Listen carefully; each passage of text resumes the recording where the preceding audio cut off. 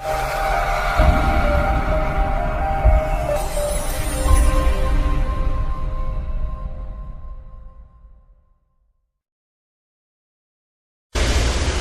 क्षेत्र के पहिल बघेली न्यूज चैनल में हम कनिष्क तिवारी अपना पंचन के हार्दिक स्वागत करी थे।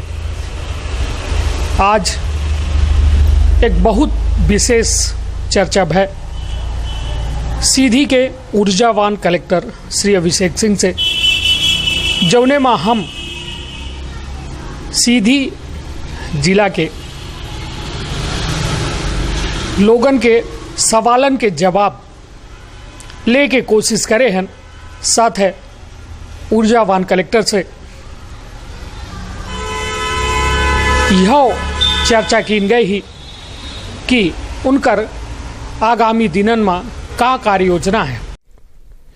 आज हमारे साथ हैं सीधी जिले के तेज तर्राट कलेक्टर श्री अभिषेक सिंह, जिन्होंने 15 दिनों में सीधी शहर अपितु कहे तो सीधी जिले के हालात बदल दिए। और ये भी कहा जाना अतिशयोक्ति नहीं होगा कि इन्होंने सीधी शहर की सूरत बदलने का ठान लिया है। बहुत बहुत स्वागत है सर हमारे चैनल में। सर, आपसे जानना चाहेंगे सीधी शहर की व्यवस्था में आपकी क्या नई कार्य योजनाएं हैं, अभी तक कितनी प्रतिशत आपने उसमें सफलता हासिल की है और क्या क्या समस्याएं आ रही हैं सर? देखिए, पहली बात तो मैं बता दूं कि ये सरकार की प्रायोरिटीज़ हैं। सरकार ने इसके लिए पहले से पैसा दे रखा है स्मार्ट सिटी में, और सरकार चाहती है कि सिटी का विकास हो। मेरा काम केवल एग्जीक्यूशन का है, मैं एग्जीक्यूट करना चाहता हूं। और चूँकि शहर में पार्किंग नहीं है, पार्क नहीं है, ऑडिटोरियम नहीं है, चौपाटी नहीं है, बहुत सारी समस्याएं हैं। रोड भी है तो अव्यवस्थित है, हॉस्पिटल की स्थिति खराब है, सब्जी मंडी नहीं है, पुरानी बहुत सारी दिक्कतें हैं। शहर में सबसे बड़ी दिक्कत जो मुझे नज़र आई कि शहर में जगह नहीं थी जिसमें स्मार्ट सिटी का काम किया जा सके। तो मैंने जगह चिन्हित की जिसमें पुराने सरकारी आवास बने हुए थे, उनको हमने सभी लोगों को खाली करा करके फिर वो जगह खाली कराई है, और शहर के बीचों बीच हमने पार्किंग, पार्क, चौपाटी इस तरीके की जगह चिन्हित कर ली है। स्मार्ट सिटी की एक बैठक करके मेरी अध्यक्षता में बैठक हुई थी, उसमें हमने इन प्रस्तावों को पारित भी कर लिया है, और जनप्रतिनिधियों का भी इसमें पूरा सहयोग हमको प्राप्त हो रहा है। तो हमारा उद्देश्य ये है कि अगले 4 महीने में हम कम से कम यहाँ पे 2 या 3 पार्किंग, 2 बड़े पार्क, एक चौपाटी, एक सब्जी मंडी, एक ऑडिटोरियम और एक ओपन एयर थिएटर, अभी तो हाल फिलहाल इतना हमने लिया है। ये फर्स्ट फेज का हमारा काम है जिसको हम जून माह तक पूरा करना चाहते हैं। हमारे पास पैसा भी है, जगह भी है, और हम इसमें पूरी कोशिश कर रहे हैं कि ये हो जाए। जो हॉस्पिटल का कायाकल्प है वो निजी लोगों के सहयोग से कराया जा रहा है। हॉस्पिटल की स्थिति बहुत ख़राब थी। मैं इतना ही कहना चाहता हूँ कि इसमें हमें लोगों का सहयोग प्राप्त हुआ है। लोग बढ़ चढ़ के आगे आए हैं, जिन्होंने स्वेच्छा से दान किए हैं। कुछ कंपनीज, कुछ बड़े संविदाकार वगैरह हैं जिन्होंने स्वेच्छा से हॉस्पिटल में काम करना शुरू किया। तो हॉस्पिटल की सूरत अगले 1 महीने में बदल जानी चाहिए। जहाँ तक डॉक्टरों का विषय है, हमें भोपाल से डॉक्टर नहीं प्राप्त हो पा रहे हैं, तो हम कोशिश कर रहे हैं रोगी कल्याण के माध्यम से हम रीवा से डॉक्टर बुला सकें। चूँकि रीवा से डॉक्टर आने को तैयार होते हैं या नहीं तैयार होते हैं वो हमें देखने का विषय है, लेकिन हम कोशिश कर रहे हैं कि उसमें भी हमको सफलता प्राप्त हो और हमारा ऑपरेशन थिएटर जो बंद पड़ा है वो भी हम स्टार्ट कर सकें। सर, आप जैसे कुछ ही माह पहले सीधी जिले में आए हैं और एक सरकारी तंत्र का जमावड़ा या कहे कि व्यवस्थीकरण हुआ है, क्योंकि यहाँ पर जो आपने आते ही स्कूलों पर एक कार्यवाही की और जो गलत टाइमिंग थी, तो सर उसमें से आपकी जो ये कहना चाहिए कि क्या मंशा थी कि आप आते ही साथ ये धड़ाधड़ कार्यवाही और लोगों में और कर्मचारियों में थोड़ा डर की भी भावना आई, तो इसका क्या उद्देश्य था सर? देखिए, क्या है कि जो सरकारी टीचर होता है या सरकारी कर्मचारी होता है, हम सभी का वेतन 50,000 से ऊपर होता है। हम सभी बहुत ही ज़्यादा वेतन प्राप्त करते हैं। सारे सरकारी कर्मचारियों को वेतन मिलता है, हर प्रकार की सुविधा मिलती है, छुट्टी मिलती है, बच्चों के लिए इलाज की व्यवस्था होती है। अब अगर ऐसी स्थिति के बाद भी हम अपना काम ना करें तो ये गलत बात है, पहली बात। दूसरा है, जिला कलेक्टर होने के नाते मेरा ये दायित्व है कि मैं लोगों से काम करवाऊं। पनिश करना किसी को उद्देश्य नहीं। जितने लोगों को हमने सस्पेंड किया था उतने लोगों को हमने बहाल भी किया है, चेतावनी दी है, और हम उम्मीद कर रहे हैं कि आगे वो अच्छा काम करेंगे। मैं नहीं कहता कि मैं पूरी तरीके से सफल हुआ हूँ। मैं इतना कहना चाहता हूं कि मैंने अपना प्रयास किया और आगे भी प्रयास करते रहें कि लोग अपना काम करें।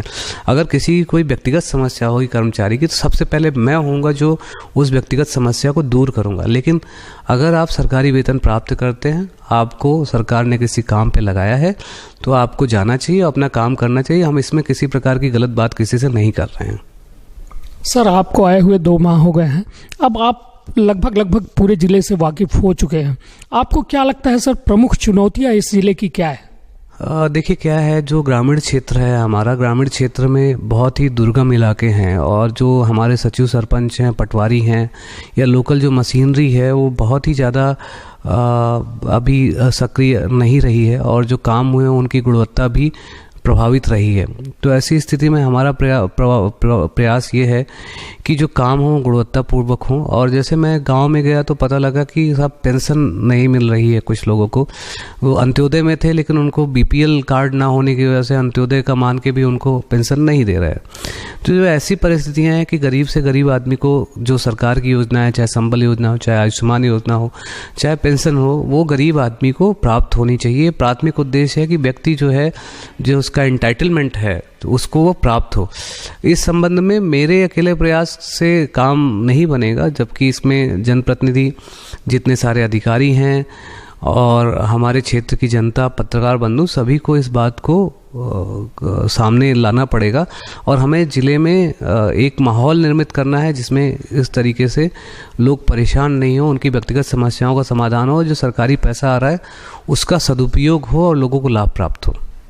सर, यह जिला जो है पंचायत ग्रामीण विकास मंत्री कमलेश्वर पटेल का जिला है और कई अपेक्षाएं हैं जिले वासियों की भी, और ये कहा जाए कि प्रदेश में भी एक अलग स्थान दिखाना आपके लिए भी एक चुनौती कही जाएगी। तो क्या कहीं सरकारी दबाव तो नहीं है आपके ऊपर कि इस जिले को और तेजी से विकसित करना है या ऐसी कुछ? देखिए, जनप्रतिनिधि और जो माननीय विधायकगण हैं, माननीय मंत्री जी हैं, वो हमको मार्गदर्शन देते हैं और वो हमें जनता की समस्याओं की ओर आकृष्ट करते हैं और उनकी अपेक्षा ये होती है कि आप निष्पक्षतापूर्वक काम करें।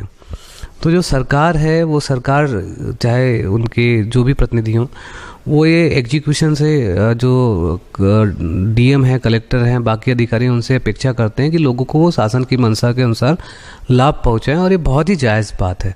तो दबाव किसी प्रकार का नहीं, अपेक्षा है, उस अपेक्षा पे खरा उतरने का हम प्रयास करेंगे और माननीय मंत्री जी भी प्रयास करते हैं और वो कोशिश करते हैं कि लोगों को शासन की योजनाओं का लाभ दिया जाए। सर, कुछ लोग यहाँ पर शहर में चर्चाएं ये हैं, लोकसभा चुनाव आ रहे हैं, हाल में ही एक अनूपपुर के कलेक्टर थे, तो उनको ये कहा गया कि वो चुनाव लड़ने की तैयारी में है। तो आपके साथ भी लोग ये, मतलब जनता की एक सवाल का मैं आपसे जवाब चाह रहा हूँ, जनता भी कहती है कि इस तरह हमारे पास यदि जनप्रतिनिधि आ जाएं, तो आप अपने आप को राजनीति से जोड़कर कितना देखते हो सर? क्या है आपके उसमें? राजनीति मेरा विषय नहीं है, मैं विशुद्ध ब्यूरोक्रेट हूँ और मैं केवल जो है, जो सरकार का मैंडेट है, मैं उसका पालन कर रहा हूँ।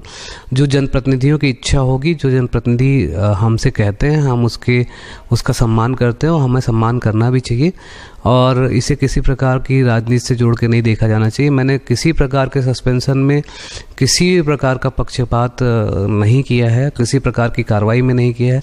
इवन जो अभी हमने स्मार्ट सिटी के लिए काम शुरू किया है, उसमें भी हम ये प्रयास करते रहे हैं कि आम जन को नुकसान नहीं हो, उनको किस तरीके से बचाया जाए। किसी का घर हमने नहीं तोड़ा, प्राइवेट घर नहीं तोड़ा है, हमने केवल सरकारी ज़मीन पे काम करने का प्रयास किया है। तो हमारा इतना ही कहना है कि हम जितने भी दिन रहें उतने दिन हम क्षेत्र की जनता के लिए, क्षेत्र के अधिकारी होने के नाते हम काम कर सकें। सर, यहाँ पर जब आप शुरू में आए तो यहाँ पर लोगों द्वारा कहा गया कि जो नागपाल जी हैं यूपी में आईएएस, तो वो आपकी, मतलब आपसे रिलेट किया गया, तो क्या है सर? थोड़ा ऐसा बिल्कुल नहीं है। वो मेरी पत्नी जो है हाउसवाइफ है और अभी भोपाल में रहती हैं। इस प्रकार से कोई विषय नहीं है। सर, एक दुखद घटना जो कल पुलवामा में अपने 42 जवान शहीद हो गए हैं, उस पर आप क्या नज़रिया है सर? क्या संदेश? देश के नागरिक के रूप में सभी नागरिकों को बहुत ही कष्ट है, आपको भी कष्ट है और मुझे भी कष्ट है और बहुत ही खेद का विषय है। हम सभी नागरिक इस घटना से बहुत दुखी हैं और विनम्र श्रद्धांजलि अर्पित करते हैं। बहुत बहुत धन्यवाद सर। बिंद क्षेत्र के या बघेली न्यूज चैनल का अपना लाइक करिए, सब्सक्राइब करिए, कमेंट करिए, आपन सुझाव हमका अवश्य दें। बहुत बहुत धन्यवाद।